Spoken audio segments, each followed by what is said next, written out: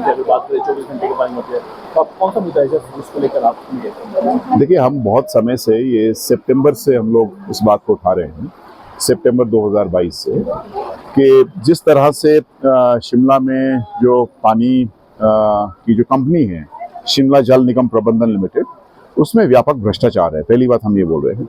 और ये पिछली सरकार जो माननीय जयराम ठाकुर जी की सरकार थी, उसमें हमने सीधा उन पे चार्ज लगाया था कि उसमें उनकी मिली भगत के माध्यम से इसमें किसी खास कंपनी को प्राइवेट ठेका देने की कोशिश की जा रही है। 2 स्टेजेस में इसमें काम है। पहला है bulk water supply. Bulk water supply में आप देखेंगे जहां पर 250 करोड़ के आसपास का टेंडर था, उसको 500 करोड़ में अवार्ड किया है।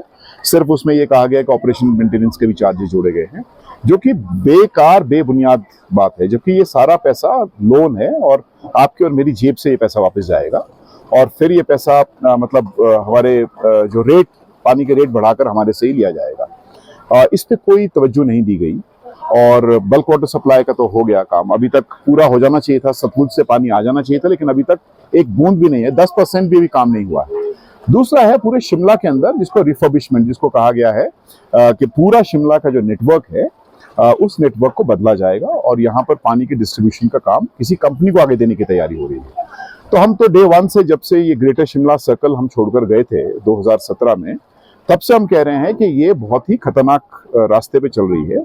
क्योंकि वो कंपनी जो चीफ सेक्रेटरी चलाए, चीफ सेक्रेटरी का काम नहीं है शिमला में पानी देने का। शिमला पानी देने का काम होना चाहिए यहाँ के मेयर का और इलेक्टेड जो काउंसिल है उसका। लेकिन वो कंपनी, क्योंकि मुनाफा उसमें बहुत ज्यादा बनता था और ये परफॉर्मेंस बेस्ड कॉन्ट्रैक्ट इसको कहा गया, PBC, और उसमें भी इसी तरह से अभी कोशिश की जा रही है कि सिर्फ एक कंपनी को, जो कि विदेशी कंपनी है, उस कंपनी को फायदा देने के लिए ये पूरा खेल किया जा रहा है, जिसमें कंडीशंस जो हैं, क्योंकि आप जानते हैं टेंडर में आप कंडीशन ऐसे लगा दोगे तो ये कंडीशन कहीं भी नहीं है कि जिसने पहाड़ में काम किया है उसको दिया जाए, क्योंकि वो पहाड़ में कभी उस विदेशी कंपनी ने काम ही नहीं किया है। तो पहाड़ की जो कंपनियां हैं या उन्होंने जिसमें काम किया उनको बाहर करने के लिए। और हम तो कह रहे हैं कंपनी का सवाल ही क्यों है, क्यों आप टेंडर कर रहे हो, खुद चलाए ना, खुद ये पूरा का पूरा सिस्टम जो है वो हैंड ओवर किया जाए नगर निगम को और नगर निगम इसको EPC के माध्यम से अपना काम करे। ऐसा पड़ा है विश्व बैंक का। इसमें जो हम डिमांड कर रहे हैं, हम डे 1 से कह रहे थे इसमें स्पेशल इन्वेस्टिगेशन टीम होनी चाहिए, लेकिन अभी तो हम कह रहे हैं इसको विजिलेंस को तुरंत दिया जाना चाहिए। इसमें हम लोगों ने रिप्रेजेंटेशन दी है माननीय मुख्यमंत्री को भी, और जो हमारे माननीय चीफ पार्लियामेंट्री सेक्रेटरी है उनको भी हम लोग, जो अर्बन डेवलपमेंट देखते हैं उनको भी देंगे, ताकि इसमें जो व्यापक घोटाला हुआ है, किस किसने पैसा इसमें कमाया है, किसने खाया है पुरानी सरकार में, वो सारा सामने आना चाहिए। क्योंकि ये आपका और मेरा पैसा है, शिमला की जनता का पैसा है, और ये पैसा ऐसे ही बर्बाद नहीं किया जा सकता। जो शिमला के ऊपर लगना चाहिए था वो कुछ कंपनियों को मुनाफा देने के लिए लगाया जा रहा है, जो बिल्कुल भी बर्दाश्त नहीं किया जा सकता है। निजीकरण लगातार हो रहा है, पहले पानी को निजीकरण यहाँ पर कर दिया, अब जो सप्लाई आगे जो है उसको निजीकरण। मंशा क्या लगती है सर आपको कि बड़े बड़े वादे तो किए लोग जनता के साथ? नहीं, ये इनका काम नहीं है, ये पुरानी सरकार का काम, पुरानी सरकार का काम है। और इनफैक्ट अगर आप देखेंगे 2017 में जब पिछली सरकार हारी थी वीरभद्र सिंह जी की, उसके बाद से ही इसको कंपनी बनाया गया था।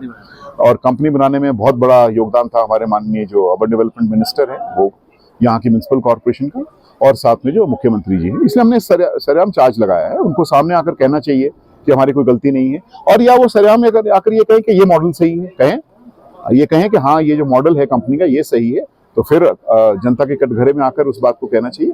लेकिन ये नहीं है ना कि 5 साल से आप पूरा कंपनी को यहाँ लाओ और पूरा शिमला में आप देखिए कि हालत क्या है। आज भी कोई रेट पे कंट्रोल नहीं है, पैसे पे कंट्रोल नहीं है। इलेक्टेड काउंसलर, बीजेपी के ही काउंसलर कह रहे थे कि हमें तो यही नहीं पता लगता कि शिमला नगर निगम चला रहा है पानी के महकमे को या कोई और चला रहा है। वो चीफ सेक्रेटरी चला रहे हैं और वो बोर्ड ऑफ डायरेक्टर्स चला रहे हैं, जो उनके अपने लोग हैं बोर्ड ऑफ डायरेक्टर्स में। पहले एक मेयर और डिप्टी मेयर थे, फिर डिप्टी मेयर को भी निकाल दिया, फिर सिर्फ मेयर को रखा, और हमने सुना रबर स्टैंप की तरह इस्तेमाल किया जा रहा है।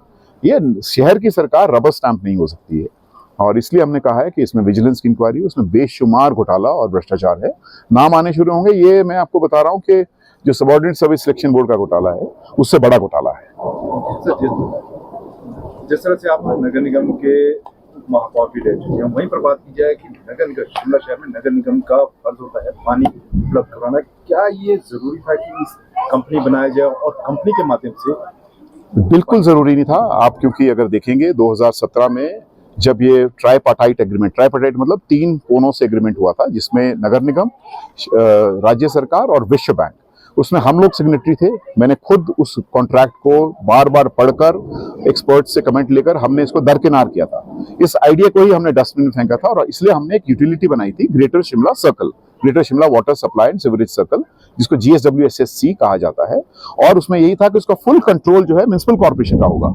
तभी आप देखेंगे कि हमारे बाद भी उसमें रहा, लेकिन जैसे ही बीजेपी की नगर निगम और फिर सरकार बन गई, उसमें और विश्व बैंक के साथ मिलकर उन्होंने पूरा इसको तब्दील करके कंपनी एक्ट में रजिस्टर किया। कहने को यह है कि 51% शेयर जो इक्विटी है वो नगर निगम की है, लेकिन कुछ भी इसका कंट्रोल नहीं है। पूरा कंट्रोल एक्चुअली चीफ सेक्रेटरी का और ये मॉडल का है, क्योंकि ये डेवलपमेंट पॉलिसी लोन है, DPL है। हमने DPL के लिए कभी नहीं कहा था, हमने रिंग फेंस में कहा था ठीक है हम यूटिलिटी को बेहतर करना चाहते हैं। NRW आप जानते हो कि गिरी जो है जहां पर 2 करोड़ लीटर की परियोजना थी, सिर्फ 80 लाख लीटर आता था, हम लोगों ने इन्वेस्ट किया तो उससे फिर आप 2 करोड़ लीटर पंप कर पाए। तो वो जो नॉन रेवेन्यू वाटर है वो हम रिड्यूस कर पाए, लेकिन तो यूटिलिटी में भी हो गया था, उसमें कंपनी बनाने की क्या जरूरत थी।